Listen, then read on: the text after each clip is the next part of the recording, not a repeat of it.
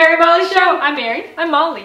Friends, if you haven't yet subscribed, please do that now and click on that bell so you can receive immediate notification every time we post a new video. Don't forget to like our video and comment below. And don't forget to share it with your friends and family, please. Today's story is called A Tale of a Tangle. It's about little George who really wanted a kite.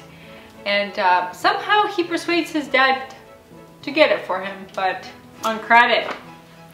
That's right, because he said he's gonna pay his dad back for it. But his dad buys the kite and a string, and his dad. Don't tell them the story. Okay, I'm not gonna tell you the story. You have to watch to see find out what happens at the end. Yeah, he has to learn a very important lesson. He sure got himself into a tangle. He sure did. Yeah. Enjoy. It was holiday time, and the weather was good, and George wanted a kite. It was not the only thing George wanted, by any means, but just for the moment, it was the thing he wanted most. Dad, do come and look at the lovely kite they have in the cornerstone. It's just the one I want. I believe it. Do come and look at it. I've seen lots of kites. But this is a new kind, and I've got to have it. And if we don't go soon, it may be gone. Oh, don't be so impatient. There's no great hurry. But there is, really. You see, someone will buy it if we don't. I saw a boy looking in the shop just now, and I'm sure he wanted it. Let him have it. Oh no, Dad. After all, it's only $1. Dad pricked up his ears. Only $1? And who is going to pay for it? Oh, I am, of course. That is our, if you will lend me the $1. Ah. I seem to have heard that before. George returned to the attack. He said that he had never had a kite in all his life, while other boys always had kites. Some had 2 or 3. If he had a kite, he would be very happy. He would never bother anyone again. Dad would be free to read his newspaper without any interruption. Dad would not be asked to fly the kite or wind in the string unless he really wanted to do it. The kite would indeed become the greatest family boon that had ever been purchased. After all, for $1 to be paid back under solemn promise in the next 12 months.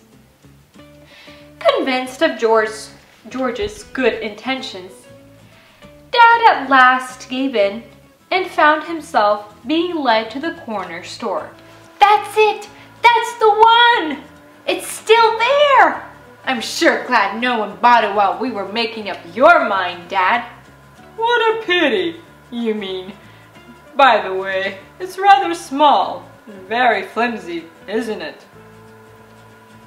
Yes. A large one would really be better, but it would cost more money, you know. Yes, I see. They discussed kites for 20 minutes with a lady in the store, after which Dad found himself the poorer by $1.50. They had decided to take a larger kite, and the $1 was put back in the window. George was delighted. I'll pay you back. Yes, of course, said Dad, having a vision of the debt being spread over 2 years instead of 1. As they were leaving the store, Dad noticed something. Where is your string? String? Yes, string. Got any? Why, no. I really not thought about it. Don't they give the string with the kite? Not usually. The string will cost you another 70 cents. George's face fell. I'm afraid I'll have to borrow that too. I'll give you that too, son. Mind, whatever you do, don't undo that ball of string until you are ready to use it. Then wind it on a thick round piece of wood. Oh, I know what to do. I can do it all right. They left the store and returned home. Dad had left $2.20 there instead of $1. At dinner time, there was no sign of George. George! George! Where are you? Mother came in. It's all right. George is having a little trouble, but he'll be along soon. George did not come along soon. Dad went to find out what was the matter. He found him in the next room with a ball of string on the floor. To be more correct, it was a pile of string. Indeed, it was one heartbreaking tangle. Poor George sat on the floor beside it, picking, pulling, twisting, winding, his face meanwhile the very picture of gloom. What does this mean? Is that the lovely ball of string we bought this morning? George turned his tear-filled eyes upward and looked into his father's face. Then, without saying a word, he returned to his seemingly unending task. George, how did this happen? Did you undo the ball before you were ready to wind it on the stick? George nodded, and the nod threw a tear out on the floor. Well, that was very disobedient of you. You are an impatient boy. George, you deserve to be punished. I am. As for a tangle, well, Mother had a go at it, Auntie had a go at it, Sister had a go at it, and of course, Dad had a go at it. And it was not until 2 days later that Dad's $1.50 soared into the air at the end of the ball of string.